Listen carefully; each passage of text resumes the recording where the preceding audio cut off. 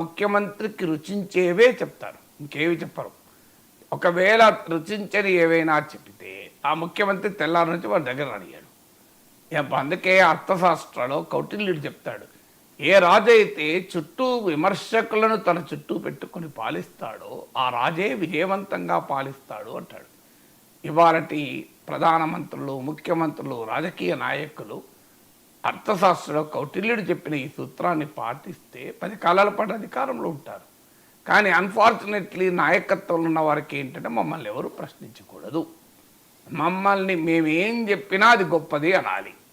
దానివల్ల ఏమవుతుంది అంటే ప్రజల్లో ఉండేటువంటి వారు ఒక ప్రభుత్వాలు, ఈ ప్రభుత్వం ఆ ప్రభుత్వం కాదు, ప్రభుత్వాల్లో ఉండే వారు చేసే తప్పుల్ని విమర్శలు గనక ఎలో చేస్తే మీడియా ద్వారా కానీ సోషల్ మీడియా ద్వారా కానీ, ఒకప్పుడు ఓన్లీ మీడియా ఉండే, ఇప్పుడు సోషల్ మీడియా కూడా ఉంది.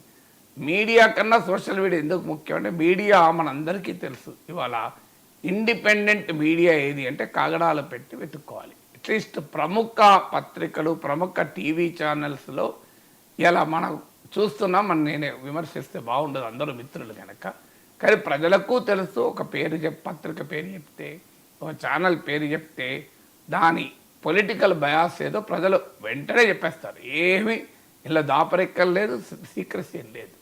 మరి ఎందుకు ఆ పరిస్థితి దాపురించింది? అలాంటి పరిస్థితి లాభమయమైన అధికారంలో ఉన్న వారికంటే లాభం లేదు. ఎందుకు లాభం లేదంటే తమ తప్పులు తాము తెలుసుకోకుండా ఉంటారు.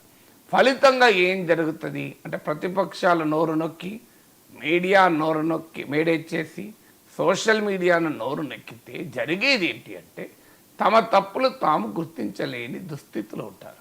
తమ తప్పులు తాము గుర్తించకపోతే జరిగే ప్రమాదం ఏంటి అంటే ఆ తప్పులు ప్రజలలో వ్యతిరేకత క్రియేట్ చేసి తమకు తెలియకుండానే ఓటమి పాలవుతారు. ఓడిపోయాక మొదలవుతుంది ఆలోచన, నేను అంత తప్పు చేశానా? 23 సీట్లు వచ్చిన రోజు చంద్రబాబు నాయుడు అన్న మాటలు మీకు గుర్తునే ఉంటుంది. నేను అంత ప్రజలకు ఏం తప్పు చేశాను, నాకు 23 సీట్లు ఎందుకు ఇచ్చారు, నేను అంత అన్యాయం చేశాను ఆ ప్రజలకు అని చంద్రబాబు నాయుడు వాపోయారు. ఇక జగన్ అయితే నేను నమ్మలేను, నా 151 సీట్లు 11 సీట్లు ఎందుకే నేను నమ్మలేను, ఏదో జరిగిందనిపిస్తుంది కానీ ఆధారాలు లేవు.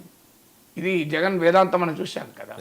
కేసీఆర్ అసలు ఏంటి, ఎట్లా ఓడిపోయాం, అసలు నాకు అర్థం కాక అసెంబ్లీకి రాలేకపోతున్నాడు, ఇప్పటికీ డైజెస్ట్ చేసుకోలేకపోతున్నాడు, ఎలా ఓడిపోయాడు అంటే వీళ్ళందరి అనుభవం ఏం చెప్తోంది మీకు తెలియదు. మీరు ఒక్కసారి మీరు ఓపెన్గా ఆలోచించండి, దాని ఇండికేషన్స్ మీకు క్లియర్గా కనబడతాయి. ఇప్పుడు మీకు నేను 2018లో పెట్టిన వీడియో చంద్రబాబుకు దడ పుట్టించే 8 అంశాలని. 2019లో ఎలక్షన్స్ అని, ఎలక్షన్స్కు 1 year ముందు చెప్పాను 8 అంశాలు చంద్రబాబు నాయుడుకు దడ పుట్టించాలి అని. అది నేను ఇప్పుడు క్లెయిమ్ చేసుకుంటున్నది కాదు కదా.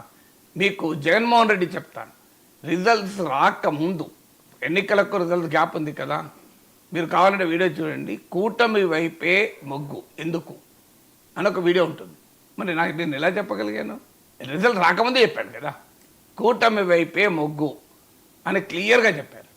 అలాగే మీకు తెలంగాణ ఎన్నికలకు ముందే చెప్పాను, కేసీఆర్ ఇంటికే అని హెడ్లైన్తో ఉంటుంది చూడండి మీరు. ఎన్నికలు అయిన ఆ రోజే చెప్పాడు ఫలితాలు రాకముందు కాంగ్రెస్ 45 సీట్లని. ఎలా చెప్పగలిగాను? నాగేశ్వర అనేవాడు నేను దివ్యజ్ఞాన సంపన్నున్నా అంటే ఏ బయాస్ లేకుండా ఆలోచించినప్పుడు సంకేతాలు మనకు స్పష్టంగా అర్థమవుతాయి. నిజంగా తెలివైన రాజకీయ నాయకుడు అంటే ఏం చేయాలంటే ఇలా మీకు సమాజంలో ప్రశ్నించేటువంటి క్రెడిబుల్ వాయిసెస్ ఎంకరేజ్ చేసి వాళ్ళతో అవసరమైతే మాట్లాడి, మీరు ఏ అంశాల ఆధారంగా నాకు వ్యతిరేకత వస్తుంది అనుకుంటున్నారు మాకు చెప్పండి, మేము మార్చుకుంటామనాలి. ఒక్క రాజకీయ నాయకుడు చేరండి. నాకు ఇన్నేళ్ళ అనుభవం కదా రవిశంకర్, ఓడిపోయాకనే వస్తారు, ప్రతిపక్షంలో ఉన్న వాళ్ళు కలుస్తుంటారు. అధికారంలో ఉన్నప్పుడు పొరపాటున కూడా కలవరు, పొరపాటున కూడా. ఎందుకంటే వాళ్ళకి తెలుసు ఈ నాగేశ్వరులు అనేవాడు మళ్ళీ నాకు నచ్చదే చెప్తాడు అని. వాళ్ళకి రుచించే చెప్పాలి కదా, ఏం గొప్ప పాలిస్తున్నాడు, అసలు అందరూ మీ గురించే మాట్లాడుకుంటున్నాను చెప్పాలి వాళ్ళకు. అలా చెప్తామంటే మన మీద అభిమానం, గౌరవం అన్నీ ఉంటాయి. కానీ మనం నిజం చెప్తాం కదా, భరించలేరు. అందుకే నా అనుభవం ఇన్నేళ్ళు చాలామంది అడుగుతారు, మీరు సలహాలు ఇస్తుంటారా అని. నేను ఎవరికి సలహాలు ఇవ్వడానికి అంత పెద్దవాడిని కాదు, నన్ను ఎవరు అడగరు. నన్ను ఎవరు సలహాలు అడుగుతారంటే ప్రతిపక్షంలో వాళ్ళు అడుగుతారు. అంటే అధికారం కోల్పోయిన వెంటనే మొదలవుతుంది. అధికారం వచ్చిన వెంటనే మర్చిపోతారు. నేను చాలామందిని చూశాను ఇప్పటికీ. కారణం ఏంటంటే సింపుల్, ఈ నాగేశ్వర అంటాడు మనకి నచ్చని చెప్తాడు, ఎందుకు పంచాయతీ, ఇంకా మీకు ప్రజల్లో అసంతృప్తి ఉంది అంటాడు. మనం నచ్చదన్నమాట. మనకు ఏం చెప్పాలి, అసలు మీకు 20 ఏళ్ళు గ్యారంటీ పవర్ అని చెప్పాలి.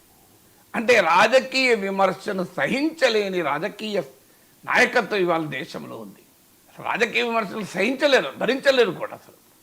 సో దాన్ని అమర్త్య సేన్ అంటాడు, ద పొలిటికల్ ఎకానమీ ఆఫ్ అంగర్లో, multi party political system and free media provide the warning signals of an impending crisis అంటాడు. అంటే రాబోయే సంక్షోభ ప్రమాద గంటికల్ని ఈ తెలియజేస్తుంది బహుళ పార్టీ రాజకీయ వ్యవస్థ, స్వేచ్ఛాయుత మీడియా అంటాడు. అందుకే జవహర్లాల్ నెహ్రూ అన్నాడు, free media with all its limitations is better than the controlled media అంటాడు. అన్ని లోపాలు ఉండొచ్చు స్వేచ్ఛాయుత మీడియాకు, కానీ నియంత్రిత మీడియా కన్నా అది బెటర్ అంటాడు. అందువల్ల డెమోక్రసీలో క్రిటిసిజం అనేది, పొలిటికల్ క్రిటిసిజం అనేది అధికారంలో ఉన్న వారికి ఎక్కువ లాభం, న్యాయంగా అయితే ప్రతిపక్షంలో ఉన్న వారికి కాదు. కానీ దాన్ని టాలరేట్ చేయలేని అసహనం రాజకీయ వ్యవస్థలో ఉంటుంది. దాన్నే ఇవాళ హైకోర్టు పేర్కొంది. అయితే విమర్శలన్నీ విమర్శల పేరిట అరాచకత్వం ఉంది, విమర్శల పేరిట హింసను ప్రేరేపించే ఉంది, విమర్శల పేరిట అబద్ధాలు చెప్పడం ఉంది. ఎస్ ఉంది, కాదని అనడం లేదు. కానీ ప్రభుత్వాలు కాదు కదా నిర్ణయించేది ఏది మంచి విమర్శ ఏది చెడు విమర్శ అని. ప్రభుత్వాలనే నిర్ణయించాల్సి వస్తే తమకు అనుకూలమైంది మంచి విమర్శ, తమకు వ్యతిరేకమైంది చెడ్డ విమర్శ అంటారు. ఇంకా వేరేది ఏముండదు. విమర్శ పేరిట బూతులు ఎలా చేయొద్దు, 100% కరెక్ట్. విమర్శల పేరిట మా బ్లాక్మెయిల్ అంగీకరించకూడదు, కరెక్ట్. కానీ విమర్శలు కూడా అంగీకరించకూడదు. ఇప్పుడు నా పైన కూడా ఆంధ్రప్రదేశ్ నుంచి మాట్లాడుతుంటారు, వీడి మీద కేసులు పెడతాం, పోలీస్ స్టేషన్లో వెనకాల తిప్పిస్తాం, సంగతి చెప్తామని నేను నవ్వుకుంటాను వాళ్ళ అమాయకత్వాన్ని చూసి. చట్టం వదిలేదు, రాజ్యాంగం వదిలేదు, ఏం చేస్తాం వాళ్ళ గురించి జాలిపడడం తప్ప.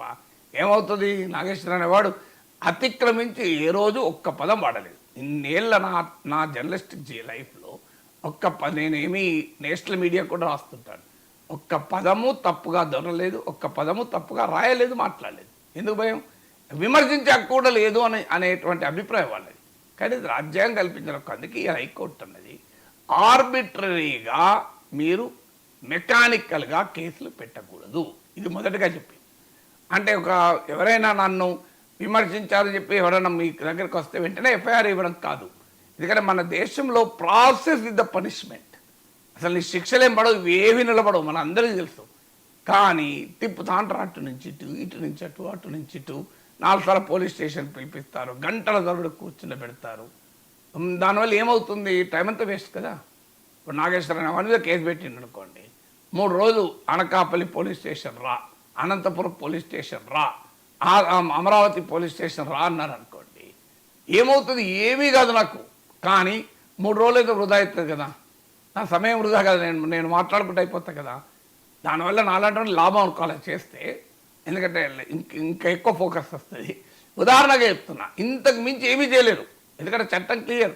భావప్రజ్ఞా స్వేచ్ఛ ముఖ్యమంత్రులు ప్రధానమంత్రులు ఇచ్చిన దానం కాదు, అది మహనీయుడు అంబేద్కర్ రచించిన రాజ్యాంగం ఇచ్చినటువంటి హక్కది. హూ ఆర్ యూ, మాకు రాజ్యాంగం ఇచ్చింది భావప్రజ్ఞా స్వేచ్ఛ. దాన్ని దుర్వినియోగం చేస్తున్న వాళ్ళు చాలామంది ఉన్నారు, లేదని అంటలేదు. ఖచ్చితంగా మీడియా, సోషల్ మీడియాలో ఇవాళ విశృంఖలత్వం రాజ్యమేలుతోంది, సాంస్కృతిక దిగజారుడుతనం రాజ్యమేలుతోంది, కల్చరల్ డీజనరేషన్ ఉంది, నిజమే. కానీ దానికి సొల్యూషన్ ప్రభుత్వాలు నియంత్రించలేదు కాదు, సొల్యూషన్ సమాజమే మేల్కొనాలి. అంతే తప్ప ఆ సొల్యూషన్ అనేది ప్రభుత్వాలకు ఇస్తే the accused can never be the judge అంటారు. ఆరోపణ గురవుతున్న వ్యక్తి న్యాయ నిర్ణేతగా ఉండరాదు. సో అందువల్ల ప్రభుత్వం, హైకోర్టు ఏమన్నదంటే ఆర్బిటరీగా మెకానికల్గా కేసు పెట్టకూడదు. మెజిస్ట్రేట్ ఆదేశము ఉంటే లేదా ప్రైమా ఫేసి కేసు ఉందా చూసి మీరు కేసు పెట్టాలి అన్నారు. ఎవరైనా ఇష్టం వచ్చినట్టు కంప్లైంట్ ఇస్తే మీరు కిట్టండి, అది కూడా థర్డ్ పార్టీ కంప్లైంట్, నాకు సంబంధం లేదు. నేను ఒక రాజకీయ విమర్శ చేస్తా, ఎవరో ఎక్కడో అనకాపల్లిలోనో అమరావతిలోనో కరీంనగర్ చొప్పదండిలోనో ఉండి ఇంకో నాగేశ్వరిలా అనడం మా మనోభావాలకు దెబ్బ తగిలిందని కేసు పెడితే ఏందన్నట్టు, నీకు ఏం సంబంధం నేను మాట్లాడిన దాంతో. నిజంగానే నేను ప్రభుత్వాన్ని ప్రశ్నిస్తే ప్రభుత్వాన్ని పెట్టమండి కేసు, కానీ నేను ఒక రాజకీయ పార్టీని ప్రశ్నిస్తే ఆ రాజకీయ పార్టీ అధికారికంగా కేసు పెట్టచ్చు. కానీ ఎక్కడో చొప్పదండిలో ఉన్న వ్యక్తో అనకాపల్లి ఉన్న వ్యక్తి నా మనోభావాలు దెబ్బతిన్నాయంటే నీ మనోభావాలకు నేనేం చేయాలండి? ఇది హైకోర్టు అన్నది. ఇది నడవదు. థర్డ్ పార్టీ ఇష్టం వచ్చినట్టు కేసులు పెట్టరాదు. ప్రైమా ఫేసి ప్రాథమికంగా ఆధారాలు ఉండాలి. అది కూడా హింసకు ప్రేరేపించినట్టుగా ఉండాలి. విమర్శించడం సరిపోదు. అందుకే మీకు సెడిషన్ కేసులో సుప్రీంకోర్టు ఇచ్చిన తీర్పు ఏంటంటే ఏ spark and the powder cake అన్నది. అంటే ఒక నిప్పు రవ్వ ఒక ఇట్లా వెంటనే అంటుకునేటువంటి పదార్థం పైన పడదనుకోండి, ఎలా ఉంటుంది? ఒక కంప్లీట్గా ఒక వెంటనే ఇలా అంటుకునేటువంటి పదార్థం పైన ఒక నిప్రో పడతాయి. అలాంటి రిలేషన్షిప్ ఉండాలి అని చెప్పింది. Spark and the powder cake అన్నది. తర్వాత ఇమ్మినెంట్గా ఉండాలి అన్నది. 2 క్రితమో ఏడాది క్రితమో వ్యాఖ్య చేస్తే అప్పుడు తాము ప్రతిపక్షంలో నుండి అధికారంలోకి వచ్చిన తర్వాత 2 ఏళ్లకు ఇతను విమర్శ చేసిన కేసు పెడితే నడవదు. There should be imminent and direct relationship. అంటే ఒక వ్యక్తి మాట్లాడిన దానికి అక్కడ జరిగిన హింసకు ప్రత్యక్షమైన తక్షణమైన సంబంధం ఉండాలి. ఇది భారత సుప్రీంకోర్టు చెప్పింది. అందుకే ఇవాళ హైకోర్టు ఏమన్నది, మీరు కొన్ని మార్గదర్శకాలు ఉన్నాయి, సుప్రీంకోర్టు తీర్పులు ఉన్నాయి, హైకోర్టు తీర్పులు ఉన్నాయి, ఇష్టం వచ్చినట్టుగా సోషల్ మీడియా వాయిసెస్ను మీరు ఆపకూడదు అని. ఆపితే ఏం జరుగుతుంది? నేపాల్ చూసి అనుభవం చూడండి. సోషల్ మీడియా పైన నిషేధమే విధించారు. ప్రజలు రోడ్డు మీదకి వచ్చి పరిగెత్తించి కొడుతున్నారు మంత్రుల్ని. అది కావాలని మనం కోరుకోము. కానీ పరిస్థితి మీరు ఒక కోపాన్ని, ఆగ్రహాన్ని, అసంతృప్తిని నిరంకుశంగా అణిచివేశారనుకోండి, అది ఏ రూపంలో బయటికి వస్తుంది అంటే, ఒకటి నేపాల్లోగా రావచ్చు, లేదా ప్రజల్లో అసంతృప్తి గనక అలాగే ఉంటే అది బయటికి వ్యక్తం కాకపోయినా ఎన్నికల సమయంలో విస్ఫోటనమై వ్యక్తమవుతుంది.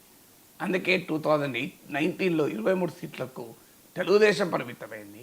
2024లో 11 సీట్లకు జగన్ పరిమితమయ్యాడు. ఇంకా అన్యాయంగా వాళ్ళకి అర్థం కాలే, ప్రజల అసంతృప్తి పెరుగుతోంది, దీన్ని మనం చూడకుండా పాలిస్తున్నామనేది అర్థం కాక అది ఓడిపోయినా కూడా